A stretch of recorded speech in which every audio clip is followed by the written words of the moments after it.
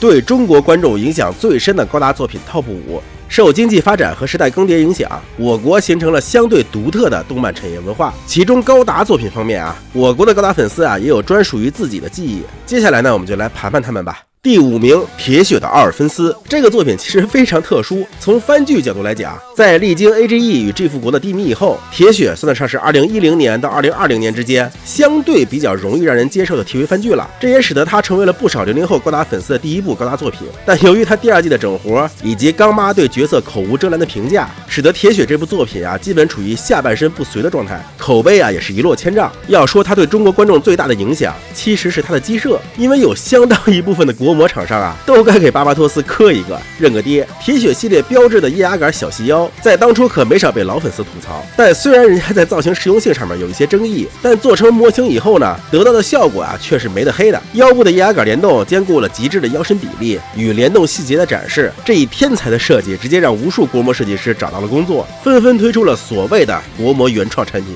以至于当时每个新品视频里边都会有弹幕说我操巴巴托斯。甚至在之后的时间里边，只要一出现腰部有压杆外露的模型，还会有人专门发弹幕坐等一个说巴巴托斯的，可见其对国模的影响有多大了。第4名，高达00。时至今日如果一个新人问我想入坑高达应该先看哪些作品呢，我基本都会毫不犹豫地推荐高达00。作为日本第一部以高清规格放送的动画番剧，00的画面制作水平就算拿到今天来看，那也是相当赏心悦目的。而剧本方面呢，00也是堪称21世纪最完整且逻辑自洽的了。可以这么说00之前的剧论画面最容易让新人接受的就是00之后的剧论剧本最没有争议的也是00。这也使得00成为国内口碑最好的高达动画。但之所以把00排到第4呢，主要原因还是它的破圈能力稍微弱了一些。虽然这部剧在中国高达粉丝圈内非常受追捧，但是呢，以外人的角度来看第1季的剧情多少有点中二病加龙傲天，对于不常看日漫的人来说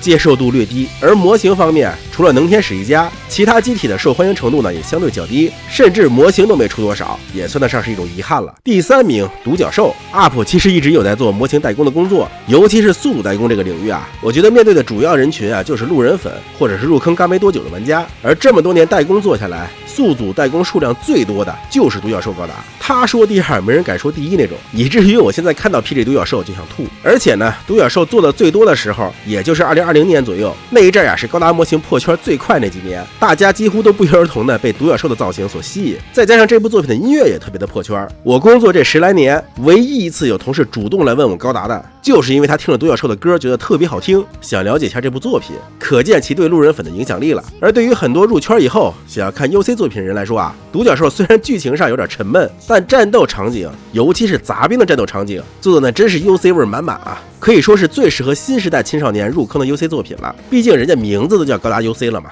第2名，高达 W。 我原来一直以为像我这样通过高达 W 入坑的人是少数，后来我做了视频才发现，有相当数量的80后、90后都是通过高达 W 认识到高达的。年轻一点的朋友可能不知道早年的玩具摊上，盗版高达模型数量最多的就是 W 系列，尤其是剧场版无尽的华尔兹，那个鸡舍真的是领先业界20年你就是放到现在来看，那都是时髦度拉满的。而且在网络时代还没有完全到来的时候， VCD、DVD 基本上是最常见的影片载体了。那会儿一张封面上印着掉毛的光盘，那真是能让全班男生都眼馋的呀。不过相对来说，高达 W 的 TV 版反而可能没有那么受追捧了。不过大多数人呢，还是会在看完 EW 以后再去追着看一下这个 TV 的。里边机体机设虽然没有那么出众，但人设还是能把当年的中学生们拿捏得死死的。至今我最喜欢的高达男性角色依然是小天使迪奥，不知有多少人跟我一样呢？第1名，高达 C 的。其实你看一下中国高达立项是谁，就知道把 C 的排第1肯定是实至名归的了吧。这部作品在国内的爆火，那真的是天时地利人和呀，几乎是很难复制的。2000年初刚好是国内互联网开始高速发展的时代，虽然 C 的那会儿我们家网速还挺慢，得去卖盘的小摊找老板刻盘追番，但05年的时候基本就可以实现网上冲浪自由了。我曾不止一次在视频里面回忆过，当我第一时间下载了高达 C 的第1集以后，第2天呢就有好几个同学来我们家一起看的故事。士》，那会儿真的是全班男生几乎都在看这剧啊，毕竟大街小巷的报刊亭几乎全是高达 SEED 的杂志封面以及海报。当时我最爱看的动感新势力还出了 SEED 嘉年华的特别专辑，那送的小物件我至今还留着呢。你就说 SEED 那会儿有多火吧。而线上讨论部分，03年那会儿就已经有相当数量的 BBS 论坛了，可以供同好们进行交流。2003年12月，百度贴吧也正式上线。我现在还清楚的记得高达 SEED 刚播出时，高达8那群魔乱舞的情景，仿佛一片勃勃生机、万物警发的境界犹在眼前。很多网络热词也是源于高达 SEED，比如爆种、搞基、粉切黑等等。它已经不单是影响一代高达粉丝的作品了，而是整整影响了一代日漫粉丝的作品，其含金量还是相当之高的。好了，今天视频这么多，希望大家都点赞支持，我们下期再见。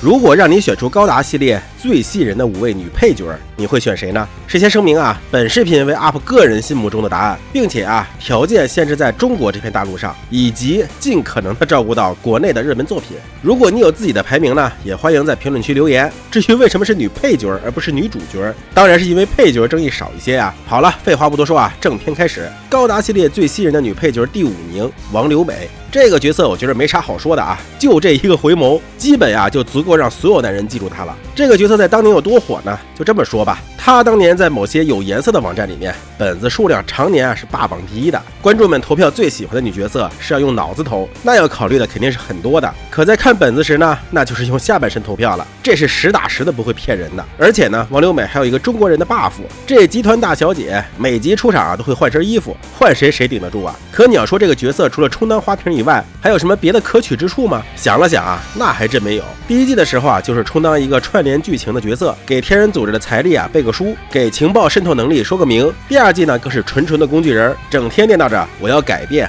我要看到世界的改变，我要大变。可到底要变成啥样，却只字不提，仿佛就是一个纯粹为了跳反而编造的理由，让人觉得这个角色存在的本身都很迷惑了。这时有人说了，就这一个花瓶角色，凭什么入选？那我觉得就是他做到了极致，做到了高达角色花瓶的极致。高达系列最吸引人的女配角第4名，卡莲约书亚。08MS 小队作为我最喜欢的高达作品，里面太多的角色给我留下了深刻的印象。而在为数不多的女配角中，卡莲给我的印象真的是太深刻了。她就是那种标准的部队女兵的形象，身材高大魁梧，说话爷们儿气满满。作为陆战部队的老兵，她倒并没有像刻板印象中那样会对新来的队长侍郎发难，也没有嘲笑队长在热带雨林作战还要穿航空作战服。相反的无论是各种常规检查或是战时需要注意的点，都会尽心尽力的提醒侍郎。队长出去泡妹子的时候，卡莲也会把队伍带得好好的。这要是换一个喜欢霸凌的痞子兵，侍郎这次上任高低得整一个心理阴影出来。不过卡莲作为驾驶员的表现相对就比较薄弱了，尤其是在被龟爸爆头以后，顶着吉姆头的卡莲机那呆萌的感觉更是一看就让人想笑。甚至对于没有看过08小队的人来说吉姆头陆战高达可能比卡莲这个人本身还更有知名度一些吧。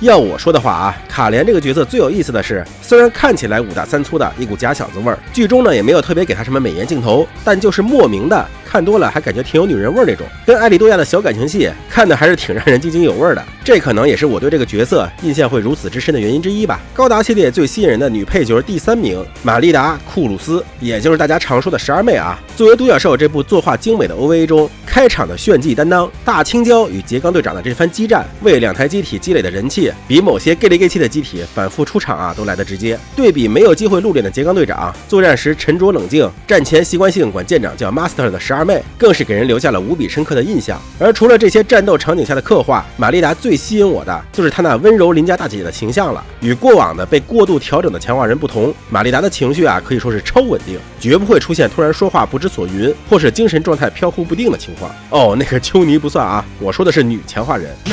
看看这让人安心的臂力，瞧瞧这标准的3无表情，让人感触最深的就是巴纳吉问他是不是也要搭上 MS 时，他的回复是新人类不够了，就由强化人来填补。当双方都声称自己是正义的时候，一个为战场而生的反复被洗脑利用的战争工具，反而对战争的思考更加深刻。可见有一个优秀的领路人是多么重要了。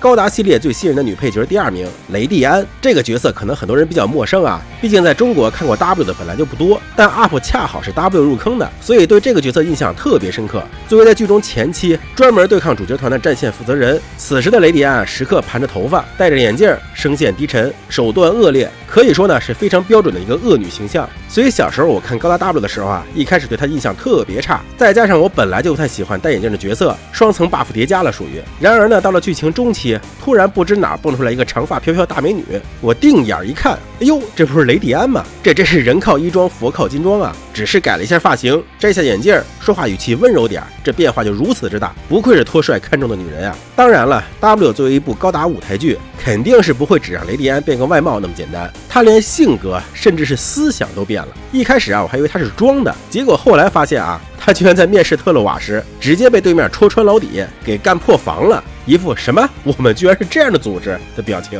不过也因此，他开始从粗暴的执行托帅的任务，开始变得真正理解托帅了。随后呢，也将自己执行任务时的反应与爱好和平的思维融合。没错，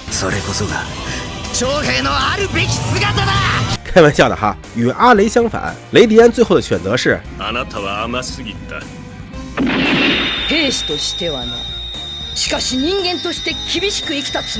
在完成人格的融合以后，他也与主角团成了同路人，可喜可贺，可喜可贺啊！高达系列最吸引人的女配角第1名，夫雷阿鲁斯塔。排第1的这里啊，我一直在纠结要不要选哈曼萨，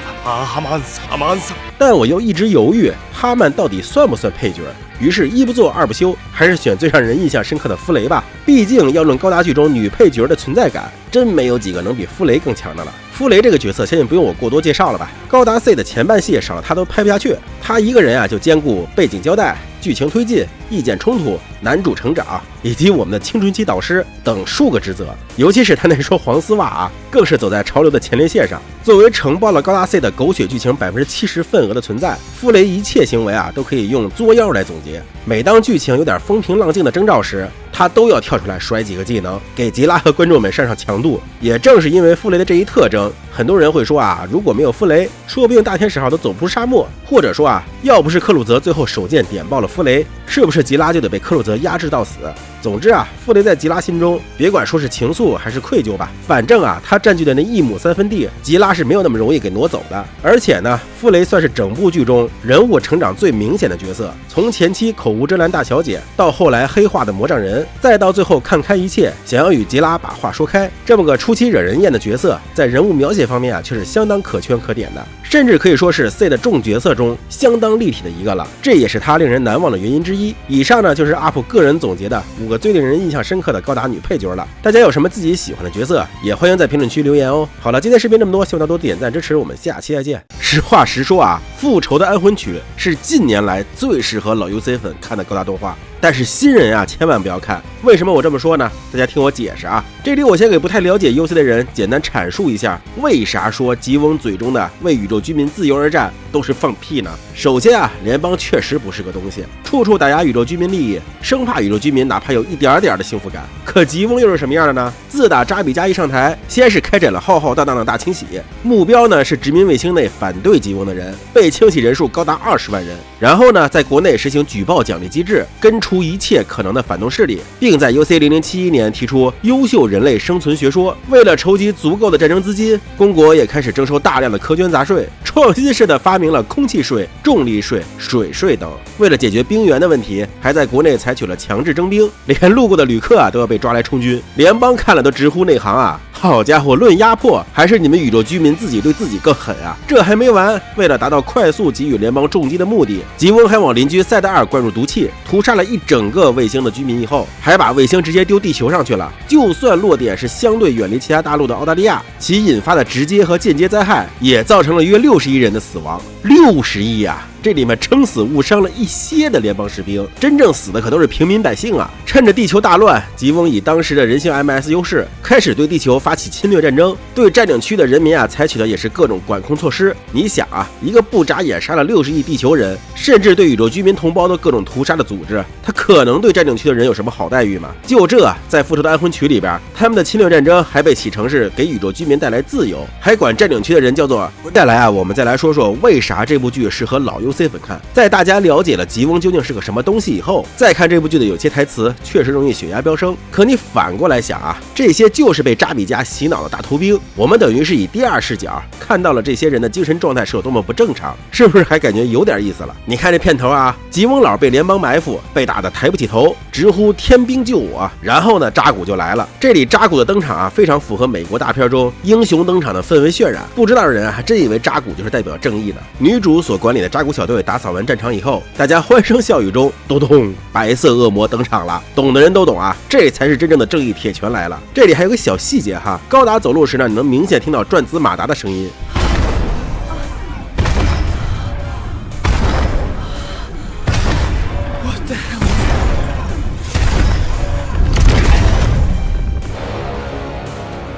而扎古走路时呢，却是机械摩擦的声音，这个很符合扎古的动力脉冲系统与高达转子马达之间的差距。不知是不是制作组有意为之啊？在战斗中呢，高达也表现出了碾压般的性能差距，扎古机枪打上去基本全是在搓澡，甚至啊，制作组为了强调高达的勇猛，这次连火箭弹和热能斧都无法对高达进行有效杀伤了。要知道啊，原来骡子的元祖盾牌都会被火箭弹和热能斧轻易破坏呢。另外啊，我在看 B 站时候有弹幕问，这高达没火神炮吗？其实呢，剧中的高达更偏向陆战高达一些，尤其是后期。而陆战高达在制造时呢，由于头部的各种仪器过多，火神炮塞不下了，于是啊，便把火神炮塞到了胸口。而剧中的这台高达呢，则是把火神炮独立成了肩膀。女主通过嘴炮感化了高达小年轻驾驶员，结果转头刚救了女主的高达驾驶员就被老虎给背刺了。这里也顺便说一下哈，有些新朋友对这一幕感到不理解，高达的装甲怎么这么容易就被击穿了呢？其实老虎作为专门对抗高达临时开发出来的机体，它配备的武器啊，其实都是热能武器，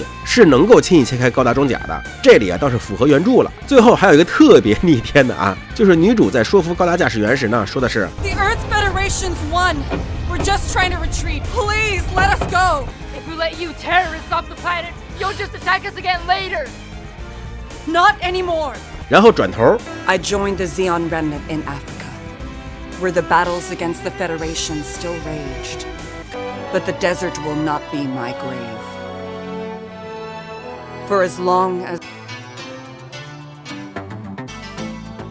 好了，今天视频这么多，希望多多点赞支持，我们下期再见。高达 IP 快死了，已经没人看了，其实是蒸蒸日上啊。提到高达 IP 现在的处境，很多人第一反应就是现在的高达动画越来越难看了，都没啥人关注高达了，这个 IP 马上就要死了。可有的时候啊，由于各种各样的原因吧，咱们高达圈粉丝的认知实际上啊，往往会有些局限了，也导致认知上呢会有些偏差。今天啊，就让我们摆脱这个圈子言论的束缚，以各类相对客观的排行榜作为参考，看看高达 IP 当前真正的状态吧。咱们先说动画方面，这个啊也是高达的基本盘。回顾这个 IP 的动画历史，也曾经啊有几次高光的。一个是高达 Zeta， 在元祖高达于动漫界崭露头角之后，高达 Zeta 无论是在大众期待度上，还是作品的完成度上，都达到了高达历史上的第一个巅峰，口碑销量双丰收。随后呢，在经历了 ZZ 与 V 的低迷以后， G5 的传结束了 UC 宇宙线性叙述模式，新机动战记也就是平成三部曲开启。其中呢 W 的人气最高，虽然啊到不了 Zeta 的高度，但贵在打开了海外市场。咱就不说欧美市场了啊，就是中国大陆这边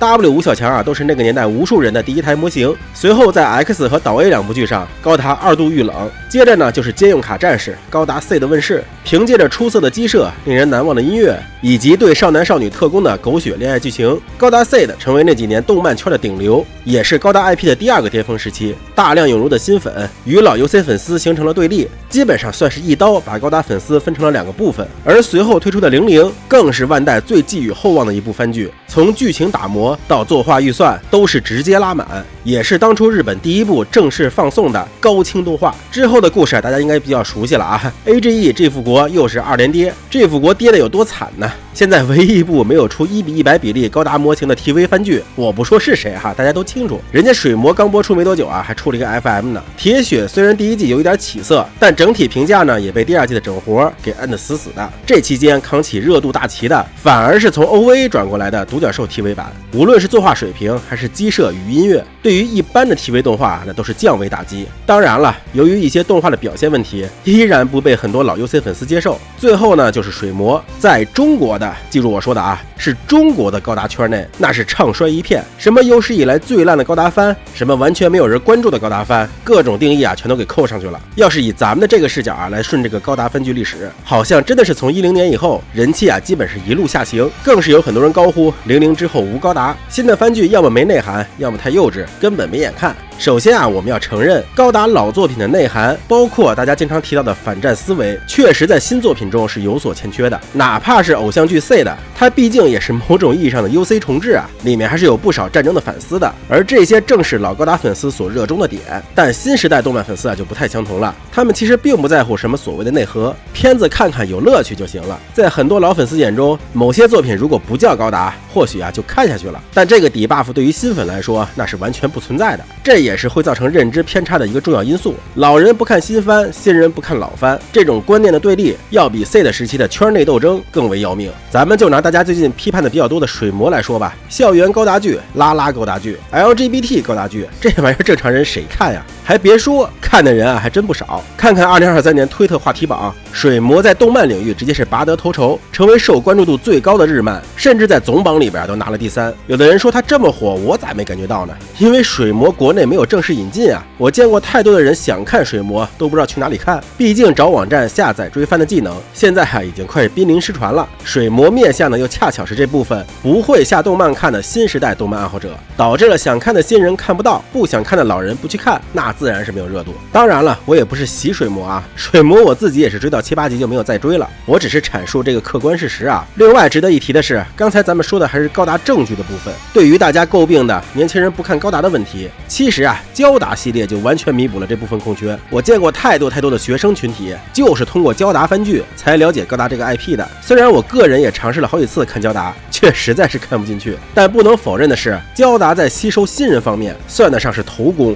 万代的策略也很明显，不断的出高达正剧以及老系列的高达剧场版什么的，将老人留住，再通过焦达融入新鲜血液。这个打法目前看来啊，效果也确实很好。说完了动画呢，再来看看模型。模型这边就更不得了了啊！如果说动画那边的热度还是分海外和国内市场，认知有偏差，模型可就真的是风景这边更好了。我们上期视频中就讨论过，过去啊都是靠高达动漫打广告来卖模型，现在呢可能恰好相反，模型的破圈速度要远超动画本身，很多人反而是买了模型才来看动画。尤其是这几年高达基地开始入驻中国，咱多了不说啊，就拿上海司机师傅举例，自由立项刚建立时，我去上海打车，说去高达雕像那儿，司机师傅说高达是啥啊？我说就是那个大型的变形金刚啊，司机这才听懂。而过了1年以后呢，当我再去上海时，又上车说去高达立项那里，司机师傅还真听懂了。这就是线下店带来的影响力啊！当然了，也不是说因为有了线下店，品牌效应才起来，而是万代经过调研，发现国内模型购买力啊确实是越来越强了，才会下血本投资线下业务。要知道高达立项这玩意儿，除了日本啊，也就中国有了。说一个中国是高达第2大市场没毛病吧？有人说中国是高达第2大市场也没啥呀，高达本来就是个小圈子的东西，当它的第2大市场有什么意义呢？来啊，咱们来看一组数据。2023年双11 IP 价值榜，高达超越了奥特曼，仅次于迪士尼全 IP， 排名第2。这个名次啊，想必出乎了很多人的意料吧？明明身边就没几个玩高达的呀，怎么排名比变形金刚还高了？然而呢，这个就是事实。与咱们圈内认知不同的是，高达被划为潮玩这件事呢，在圈外人眼里，这还算是给它贴金了嘞。毕竟国内是潮玩概念先火起来的，后来呢才把高达也给放进去。抛开潮玩这个词在圈内不太好听，我个人啊倒也不是太抵触。虽然更多人来买模型，导致模型市场被导狗盯上，好模型被炒上天价，我也挺难受。但是呢，想到自己热爱的 IP， 喜欢的人越来越多了，我还是打心底高兴的啊。而放眼全球市场呢，就算在高达00之后，也就是大家所谓的人气1年不如1年的时期，高达周边的销售成绩也一直在万代本家排第1的。只是前几年呢，龙珠表现太亮眼，把高达给比下去了。但就算如此呢，高达的销售额啊，也其实是呈增长趋势的。甚至在今年呢，高达又反超龙珠，再次成为万代当家花旦了。这可是实打实的用成绩说话。有人说不对呀，很多老粉丝都退圈了，不咋买模型了 ，MG 也是1年比1年少了，模型部不都快凉了吗？哎，来看看这个表啊，2023年的模型销售额年榜，基本啊是水魔图榜。这也验证了2个事实，一个是水魔的热度那是实打实的直接体现在模型销售上的。一个是模型销售的主力始终还是 HG， 出了一部新番动画 HG 卖得好，当年的销售额啊就不会愁。所以总的看下来啊，高达不论是动画还是模型，现在绝对不是什么半死不活的状态。我能理解很多人不太喜欢现在动画，不太高兴万代不咋出 MG， 但其实跳出咱们这个已经有点固化的小圈子来看，高达呀真的是一个非常有活力的老 IP。也希望大家少一些固执己见，多一些包容，把心态放平，去喜爱这个顺应市场生存的 IP。好了，今天视频这么多，希望大家多多点赞支持，我们下期再见。为什么说高达 UC 只能不断拍平行宇宙了？为什么不把0079或者是 Zeta 重置？为什么不再拍一些像0085啊、0098呀、0102啊这种空白时间线的故事了？每天直播的时候啊，都会看到很多类似的问题。实际上啊，这些问题答案都是一个，那就是 UC 宇宙的故事线、科技水平，甚至是机设都被早早的锁死了。不知大家有没有注意到一个很有意思的细节，那就是 UC 宇宙啊没有手机。这时啊，肯定有人说了啊，没有手机很正常啊，因为 UC 宇宙有米氏粒子呀，信号都没了，还发明啥手机？其实不然，在 UC 宇宙中啊，非战区的米氏粒子浓度是没有那么高的，虽然对信号是有一定的干扰，但只要多修点基站，还是问题不大的。而且呀，UC 宇宙的远程信号传输技术也是相当强大的，比如主角在非战区进行战舰周边探索时，是可以与战舰很方便的通信的。这种巡逻距离啊，往往是比咱们现在这些基站覆盖范围是要大不少的。所以说啊，在 UC 宇宙中，只要是非战区，远程通信呢都是没有问题的。那为什么 UC 里边没有手机呢？相信很多朋友猜到了啊，因为高达 UC 宇宙的创作巅峰期刚好与手机这个科技树失之交臂。最早的手机啊，相信大家都不陌生，那就是传说中的于1973年问世的移动电话。而元祖高达的问世呢，是在1979年，甚至在当年，日本还开放了世界上第一个蜂窝移动电话网。乍一看啊，好像并不是因为拍高达时手机还没有诞生，所以呢才没有把手机拍进去的。可实际上呢，移动电话刚诞生时，相关的配套设施啊几乎没有，再加上其超高的售价，在民间基本上是只可远观而不可亵玩的存在。真正意义上的商用手机是在1985年诞生的，重达3公斤的大哥大。之后呢，经过一段时间的瘦身，在1991年时才出现了重量约半斤左右的手机。而真正意义上的手机小型化是1995年的摩托罗拉8900，自此手机才慢慢的走进寻常百姓家。咱们再来对比一下时间线啊，从1979年的 UC0079 一直到1993年播出的 UC0153 高达 V， 对应的正是移动电话诞生到大哥大试水以及后续瘦身的整个时期。而当手机走进千家万户时，高达已经开始拍平成3部曲去了。所以啊，在制作 UC 纪元期间，制作组就没有想到过手机会给人类社会带来如此大的变革。毕竟人类只能想象自己见过的东西，哪怕是 UFO 外星人，也是人类根据自己已知的事物想象出来的。那么问题来了， UC 宇宙从0079发展到0153年都没有出现过手机，你后续新拍插叙内容时又怎么能把手机拍进去呢？要知道啊， UC 0123年的 F91中遇到紧急事件时，人们还是要使用公用电话亭的。回头你拍一个0098的故事，当遇到天灾人祸时，大家第一反应啊就是拿出手机拍段子，这得多违和呀！再举一个比较细节的例子啊， UC 0153年的高达 V 中，舰长的小电话还是有线的，而 UC 0096的独角兽中呢，舰长的小电话却是无绳的，科技树倒退是吧？知道为啥0083星辰回忆录和0096独角兽会被人说成是黑历史吗？首先啊，是他们的战争科技就很违和，比如逆天的 GP 系列放到0087 Zeta 宇宙中都是尖端机的存在，更别提绿螳螂和大冰箱这样划时代的科技树了。而在独角兽中被吹上天的精神感应骨架设定集中啊，更是直接扔下一句 UC 宇宙中的科学家们至今都无法解释为什么精神感应框架会发出不同的颜色。翻译过来啊，就是我们制作组懒得编了啊，他们为了卖模型搞这么多颜色，而我们做设定的要考虑的可就多了啊，但咋圆啊都圆不回来，干脆不圆了。还有像独角兽的马格南步枪，经常有人好奇啊，到底是0096的马格南强还是0123的 VSBR 强？其实不管到底谁强啊，能让这两个相差近30年的武器拿来做对比，就已经让人觉得很奇怪了。这还是科技树高速发展的 UC 宇宙啊！所以到最后呢，无论是0083还是独角兽，结尾啊都整一个这是黑历史，科技被封存了就草草了事儿。除了战争科技啊，一些常见的科技树也会有别扭的地方。最典型的例子呢，就是独角兽中出现的柔性屏，轻薄的像纸一样，但显示的内容啊却是电子的。可与此同时啊，独角兽中出现的各种类似于便携电脑的设备，却跟 UC 100年后的作品中是一样的，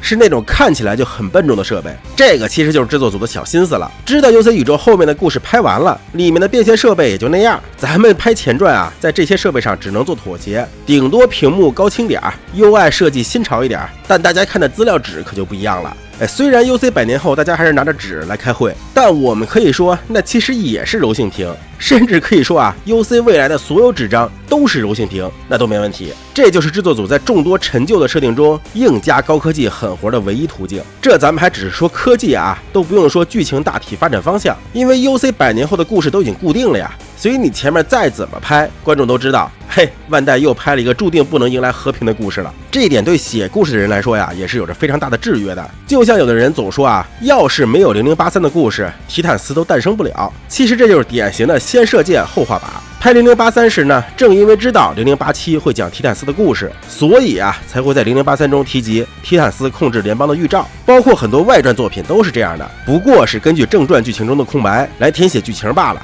换句话说啊，人家写正传的时候根本就没有想过这些东西，所以说呀，看外传千万别认真去思考什么，哎呀，这里是不是跟正传有冲突啊啥的，你就当看个乐呵就行了。别人讨论正传时呢，也别老抖机灵提那些外传的事儿，它就是个添头而已。最后啊，再来说说为什么别盼着0079重置，能出平行宇宙就不错了。很多人都说好想看0079啊、Zeta 啊那些故事，可惜画面太老，实在看不下去。不可否认啊，0079、Zeta， 甚至于很多人都不太爱看的 ZZ 故事，拿到现在来看都是非常精彩的。但我认为，反而恰恰是因为它有着古朴的画质，让我用那个时代的看番思维来看，才觉得有意思。如果换成是高清画面，原封不动的把故事翻拍，除了能满足极个别高达粉的考古需求，对于更大范围的动画市场来说啊，是完全没有竞争力的。万代也是不可能做这种一眼看过去就必亏的项目的。相对来说呢，故事框架相似，可以融入大量修改空间的平行宇宙，确实是一个很不错的选择。科技树冲突了，因为那是平行宇宙啊；人物性格变了，因为那是平行宇宙啊；战争走向变了，因为那是平行宇宙啊。一个平行宇宙就可以让原本邪恶的飞船变成看起来正常的军舰内部，可以让100多年都用不上手机的 UC 老百姓用上翻盖手机，让原先很多圆不上的鸡舍变得科学合理的多。只有这样，咱们这些看过相对高科技的人，再看那个都在太空中做殖民地的动画时呢，才不会觉得他们民间科技怎么这么落后了。在机设方面，制作组也能放开手脚，做出更华丽、更能让路人粉掏钱买胶的战斗画面了。这才是万代最终的目的啊，不是？好了，今天视频这么多，希望大家多多点赞支持，我们下期再见。